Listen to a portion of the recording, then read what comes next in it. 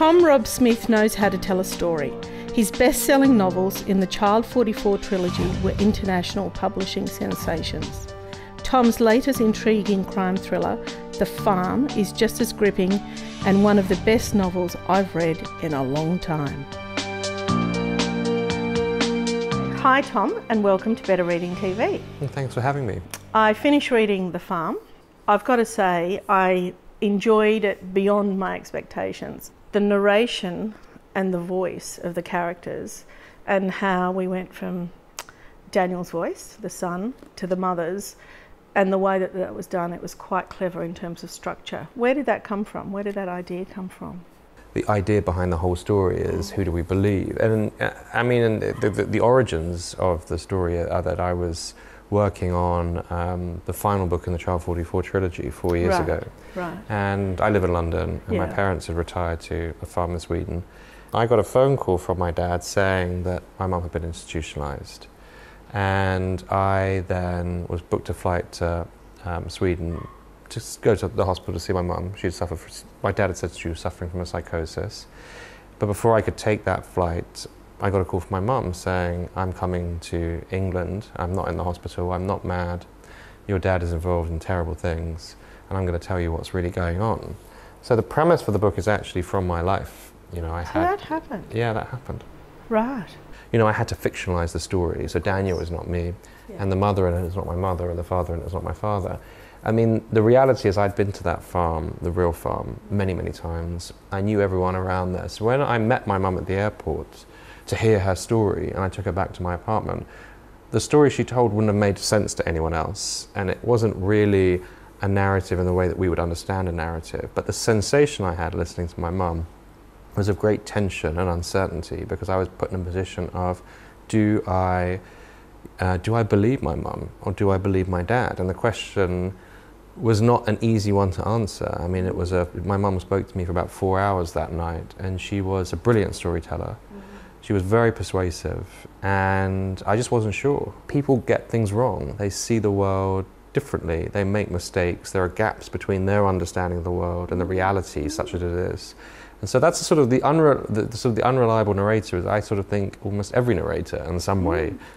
And I wanted the son to be as unreliable as the mother in the book.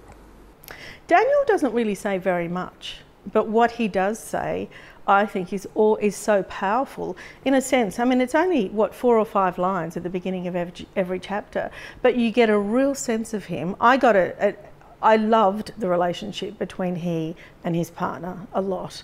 And we actually never met his partner, did we? No, not really, no. It's a story about relationships under great pressure. It's not a story about the great pressure itself. It's about how we act around each other in those sort of moments of crises, and how well we know each other. In a sense, that is what a crisis is. We move out of our ordinary state into a state of being exposed in some way. And so in some ways we always think of a crisis as a terrible thing, but I think there is a positive element to it, because suddenly we get to know each other better. And also, I guess, with Daniel too, I mean, you know, he's trying to sort out in his own mind, you know, he's got the love of his parents, the love of his mother versus, you know, what he feels about his father, and you know, that really was a conflict, but again, handled in a way, it was beautifully written, it was calm, it was considered, and it was very, very balanced. I really enjoyed that. And I really also like the reference to how much do you know about your parents? The book is charting that moment in a child's life where suddenly they see their parents very differently. They see their parents not as someone looking after them, but someone, in this case, who might need looking after, certainly who needs help. And then you start to see them and think, actually, they're not just here to fix my problems, they have problems of their own. And there's this unraveling. And I think, I love these growing up stories, and we think of them around adolescence, but the truth is, they happen, I think, much later. I think it's in the sort of 20s and 30s we start really understanding what our parents went through and some of the experiences they had. Absolutely.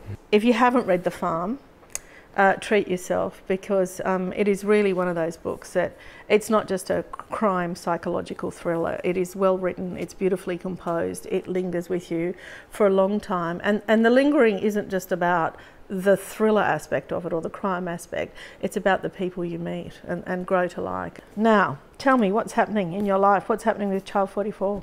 Yeah, so Child 44 I wrote 8 years ago.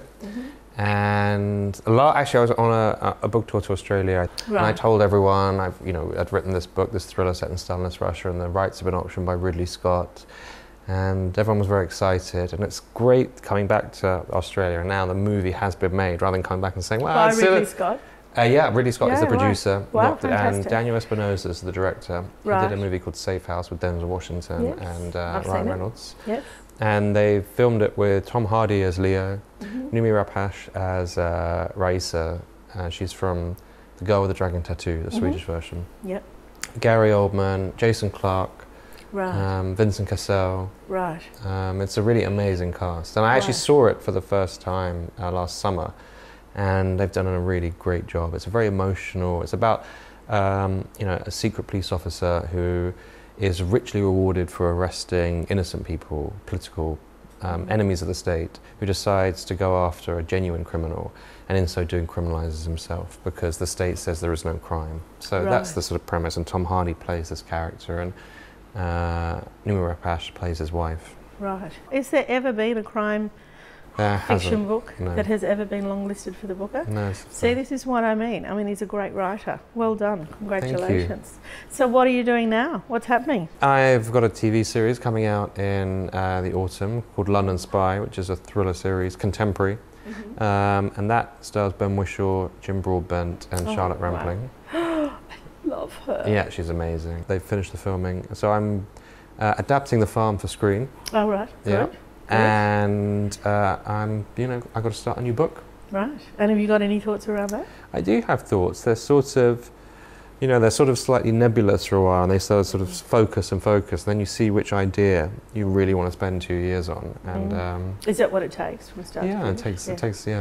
I'm kind of inefficient, breathtakingly inefficient as a writer. Well, I don't know. I think that there is a level of detail in these books that comes across. I think that it's a lot of thought and they're considered, and I think good writing doesn't come that quickly. All right, well that's it from us. Thank you, Tom. Thanks for visiting us. Thank you. And we'll see you next time.